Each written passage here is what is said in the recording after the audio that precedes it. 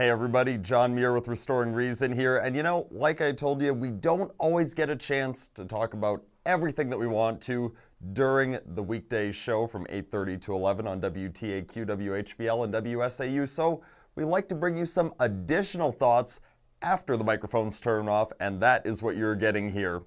So yesterday there was a really nice event that was going on at the White House.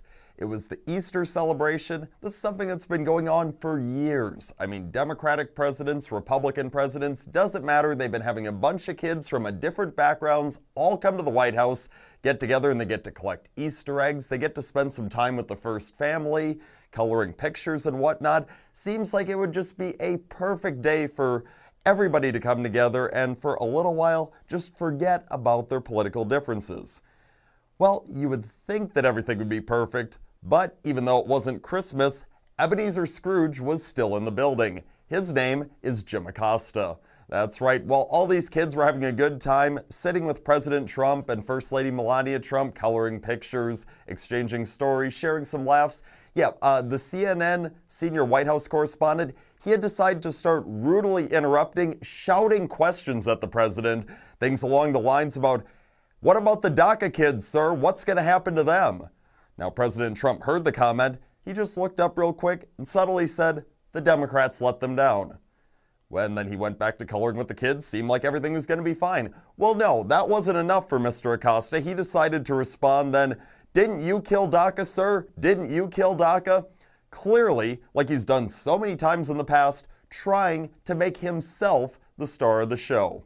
Well, guess what? This egotistical maniac, first of all, didn't have his facts straight because if you'll recall, President Trump laid out a deal that addressed DACA and all the other immigration concerns that are currently going on within the parties back at his State of Union address back in January. You know who didn't come to the table to negotiate after that was laid out? The Democrats. So for Jim Acosta to come out here and say that it was President Trump's fault, he gave them an offer that I found to be way too generous.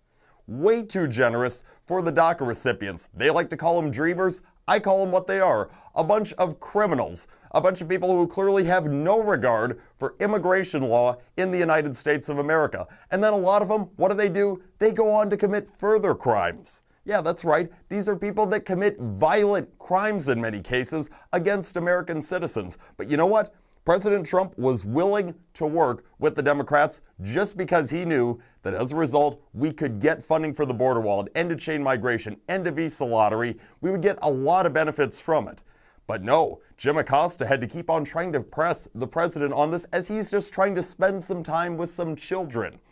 So, Jim Acosta, you'd think, oh wow, is this new for him? Far from it. This is the same guy who shows up at the White House press briefings almost every single day trying to make those about him too. Time and time again, he's been getting in the face of Press Secretary Sarah Sanders, various members of the cabinet, even President Trump himself, and each time they have exposed him for the fool that he is. President Trump even pointing directly at him and saying, "You're fake news." But Jim Acosta, he just won't go away, will he? And he had said, when he was talking to the president, when he was shouting those questions at him, "Did you kill DACA?" For a guy who works for a network that seems so concerned about violence nowadays ever since the Parkland shooting, is that really the word that he should be using around a bunch of young children? Is that the message CNN promotes? Or once again, is CNN delivering a big plate of hypocrisy? That's what it sounds like to me.